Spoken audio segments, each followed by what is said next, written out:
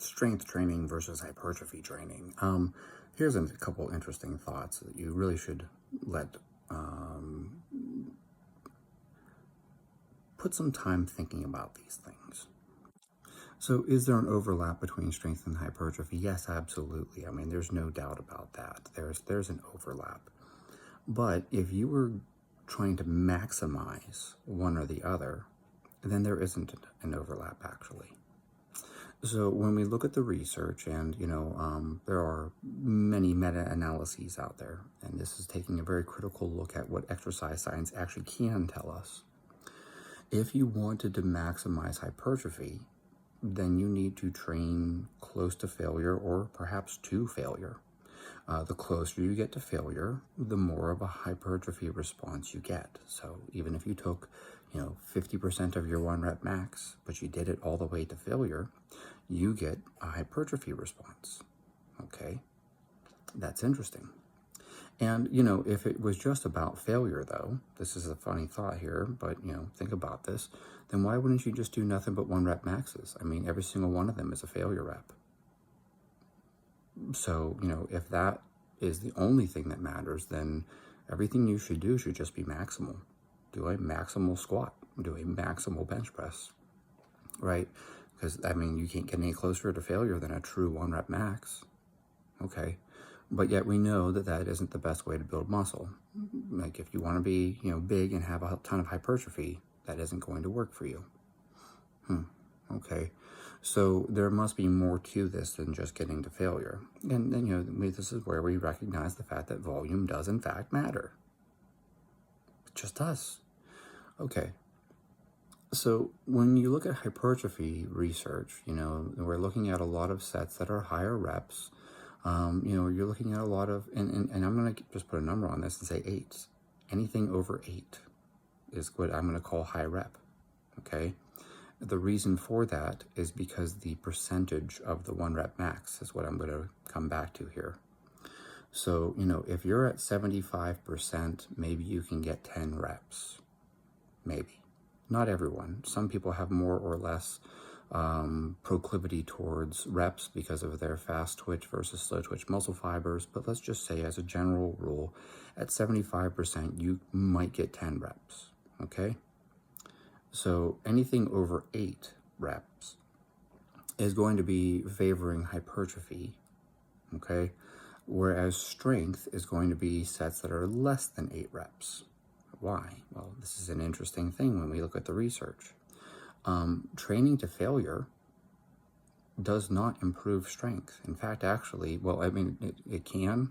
Let me put this better. It does not improve strength as well as not training to failure. How weird is that, right?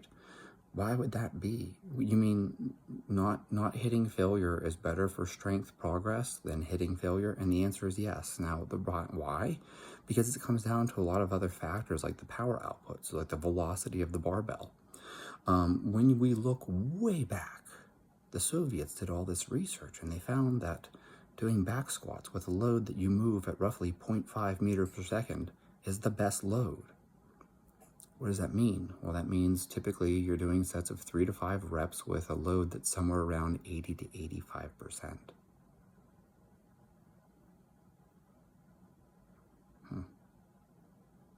That's interesting. So like if you think about it, maybe you'd be doing sets of 5 with 80% and sets of 3 with 85%, which neither of those is hitting failure.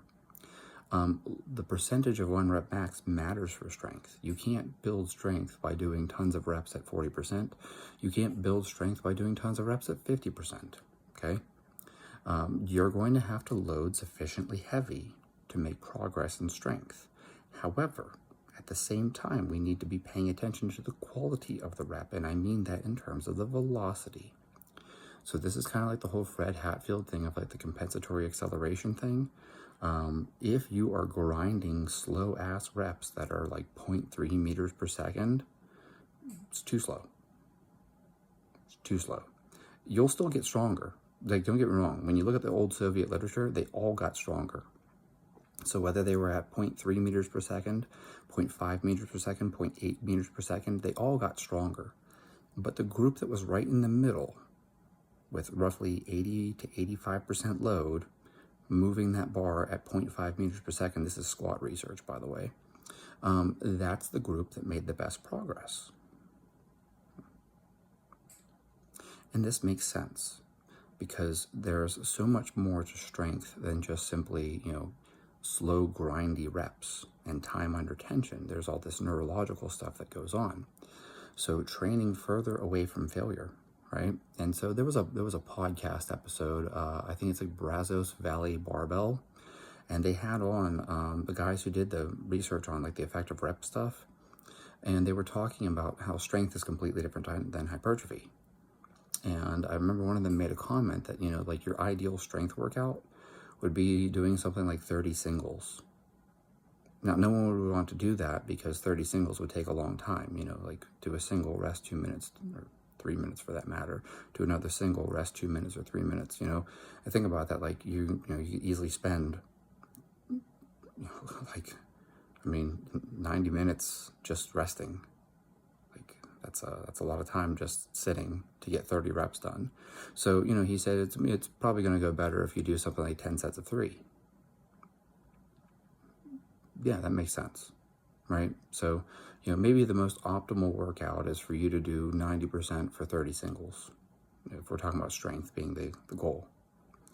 But, one, that's a lot of time spent sitting and resting. And two, whether or not we want to admit it to ourselves, lifting at 90% is kind of hard on your joints. It hurts. Doesn't feel great when you get a ton of volume at 90%. So maybe you're better off doing things like sets of 3 or 4 at 80 to 85%, and so, 6 sets of 5 at 80%, something like that. Why? Because, this is interesting. Henk Kragenhoff pointed this out once. It seems that velocity drops after the 4th rep. So really, actually, if you think about it, what you should probably be doing is like 7 or 8 sets of 4 reps, since that 5th rep always seems to be a weird drop-off point, even for elite level athletes. So it's like people have pretty good average velocities. If you just did sets of 2, sets of 3, sets of 4, the average velocity is very similar. But as soon as you go to sets of 5 and 6, the average velocity seems to drop. This is probably something to do with creatine phosphate and that whole ATP, the ATP-CP stuff. Something about anything over 4 reps, and you start seeing bigger drops in velocity. So just for the sake of time efficiency, maybe you do 6 to 8 sets of 4. That gets the work done, and it maintains the quality of the movement. And so now you're not spending 90 minutes resting, right? This is a more efficient use of your time in terms of the workout. But, if your goal was, like, I don't care how long this takes, I will do the work. Yeah, maybe you do want to do 30 singles at 85%. Whatever it is for you to have the correct bar velocity. And, if you're tracking bar velocity and you see your velocity drop by, more than 10%, maybe you decrease the load because you're fatiguing. And this is just something for people to think about. Strength is best developed away from failure, whereas hypertrophy appears to be better developed close to failure.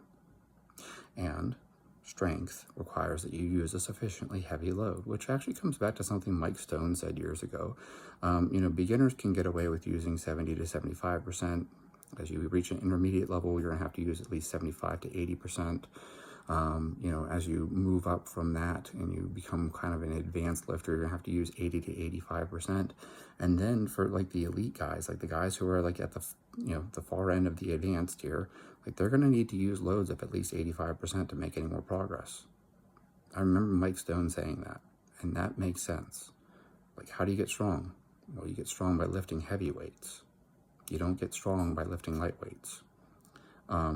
Why? Because there's a neurological component to it. And also you need sufficient tension, right? And it's like Fred Hatfield said, it's not time under tension, it's time under maximal tension. And, that's a very valid point. Like, no one's ever going to snatch, 200 kilos by just doing tons of reps with 60. I don't care how many reps with 60 kilos you do, it's not going to translate into a 200 kilo snatch. No one's going to squat 200 kilos by doing, infinite reps with 60 kilos. It's just not going to happen. So at some point you have to lift heavier, and then you have to put more on the bar and lift heavier than that. And I really think that people are missing the forest for the trees, because everyone talks about health and longevity. You got to build muscle, do this hypertrophy shit. And it's like, no, health and longevity says that strength is the thing that matters. Strength is associated with health and longevity, not muscle size.